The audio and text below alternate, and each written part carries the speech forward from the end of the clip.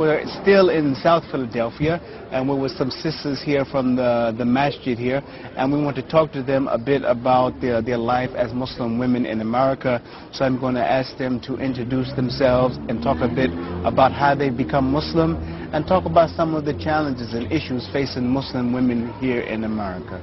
Assalamu alaikum. Wa alaikum salam wa rahmatullahi wa barakatuh. My name is Fatima Abdul Haq. I have been Muslim for almost 20 years.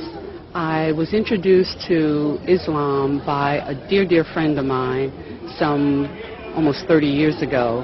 And after my quest for spiritual guidance, spiritual uplifting, I researched various religions. Having been raised a Baptist here in America, I researched various religions, and that's Christianity, Catholicism, Judaism, New Age, Islam, born-again Christian, and back to Islam.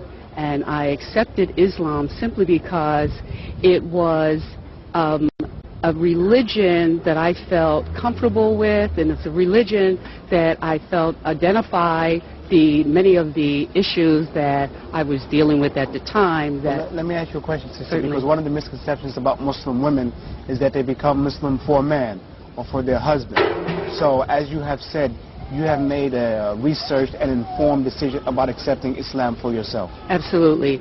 And it is true that some women do embrace Islam through a male companion, a male husband, but I, as I did my research, and not only did I research, I studied some of the religions that I spoke of, but as I said, it was Islam that I felt more akin to Islam, in which I felt addressed many of the issues that, questions that I wanted answered. Mm-hmm. And in addition to Islam, or embracing Islam because it addressed many issues, it was the sisterhood that really solidified Islam for me, inshallah. And what are some of the issues you see facing Muslim women here in America? Well, I guess I'm sure that we don't suffer many of the hardships that other sisters are faced with throughout the world. We haven't been born here in America. We have been afforded many freedoms here. Freedom to work, freedom to own our own business very comfortably. And many sisters here in America own their own businesses. Mm-hmm. I personally have not experienced any hardships. As a matter of fact, I think one of the things that Muslim women here face is the misconception of what a Muslim woman is. Mm-hmm. And as a result of that, we created a radio show. Well, let me ask you, what is the most common misconception you encounter that people who are not Muslim think define Muslim women? Oh, that she walks 5 paces behind her husband, and that she is completely and totally submissive to her husband. We respect our men here in America. We respect our Muslim brothers, and we work together. And that's one of the misconceptions that the sisters, other women who are non-Muslims, feel about Muslim women, is that they don't have their own identity. We do, in fact, have our own identity. We own, as I said, we own our own businesses. We work outside of the home, but we do respect the male's role in Islam. Okay, Sister Shukran, thank you very much. Assalamu alaikum. Wa alaikum assalam wa rahmatullahi wa barakatuh. So just to introduce yourself to the audience and tell us a brief bit about how you became Muslim. My name is Rashida Abdul Khadir. I took my Shahada 27 years ago. It was at the end of a long spiritual journey as well. But I was fortunate in that in my studies, both in the secular studies and in my religious studies, I had a friend who gave me the Quran. I didn't know what it was at the time. It was given to me as a paperback. I thought it was a wonderful religious poetry. And I mentioned it to a friend of mine that I thought this is the best poetry I've ever read. And it was only Al-Fatiha. And I remember him saying so very clearly, oh, you don't have the real book. And he gave me a copy of the Quran in Arabic and in English with the commentaries. And I read it from cover to cover and took my Shahada.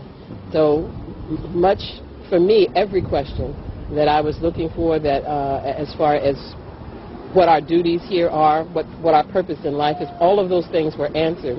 And I had no problem taking my Shahada.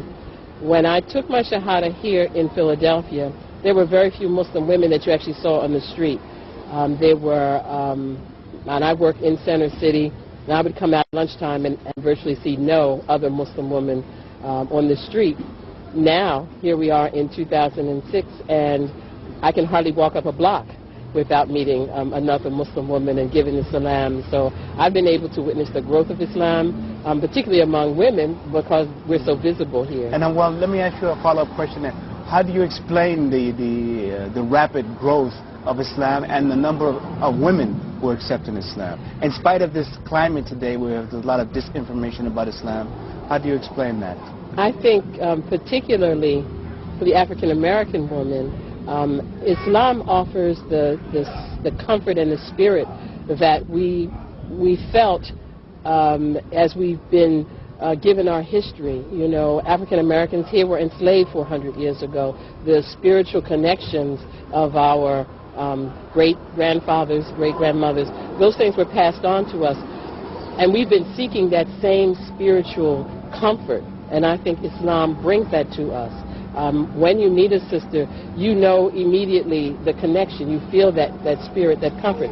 I think also Islam gives us a framework in which we can operate. It clearly gives our life direction. We know how we're to behave, and in that is a comfort. There's a peace in that, and we're seeking that very much. Okay, shukran. Assalamu alaikum.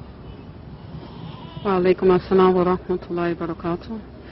My name is Sister Faika Hassan, and our stories are so much similar, and I think that's why, like Sister Fatima mentioned, that the sisterhood is a one sisterhood. I, too, was in search of a religion.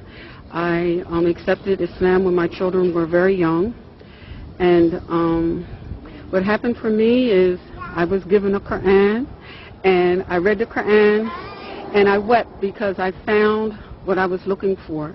And it answered all the questions because it is, in fact, a way of life. So with it being a way of life, it answered every question for me with regard to what my role was as a human being towards humanity and what my role was as a woman. And it helped me to identify myself. And when you read the Quran, you do find a true identity. And because, like Sister Rashida explained, we were people who were enslaved for such a long period of time, and we were people without identity. And Islam gives you an identity, and it's a universal identity, so that you identify with not just African Americans, but you identify with Arabians, you identify with the Egyptians, you identify with the world, and that was the other thing. It just opened up a new world for me. Islam really opened up a new world for me. And from your life before Islam, how did Islam change your life? Well, one of the first things was covering, which by Allah's mercy came very easy for me. I put on my headpiece from the day that I took Shahada, and I have not removed it by Allah's mercy. And it was something that was very easy for me, and a lot of people think, oh, well, this is happening and that is happening, you're hot, you're this, you're that. But Allah subhanahu wa ta'ala, as you can see, if you look at us, you can see that we are receiving a breeze. And Allah subhanahu wa ta'ala is always with us and gives us that comfort. And so it was never a hardship for me. So. And in your daily interactions, you know, this question must come about Islam and terrorism, and Islam and extremism. And as in your form of dawah, how do you go about explaining to the people that terrorism and all these things have nothing to do with the proper religion of Islam? Well, if I'm asked directly any type of question, I let them know that like what happened, the 9/11 that happened was not in accord with the rule of Islam with regard to wars and things like that. But mostly what happens for us as women is because we're immediately identified as Muslims. So just in our character, and I embrace all people, I embrace all humanity. I'm not standoffish with regard to other women who are not of my religion, and I think that being an embracing person enables people to accept me, and once you can accept me as a Muslim, then, you know, it goes on from there. Okay, Alhamdulillah. Okay, sisters, I'd like to thank you all very much for spending some time with us and sharing with us some words and some of your insights about the life of Muslim women in America. And we hope that our viewers were able to get a glimpse of what it's like for Muslim women here in America. And we ask you all to continue with us on our journey of discovery of Islam.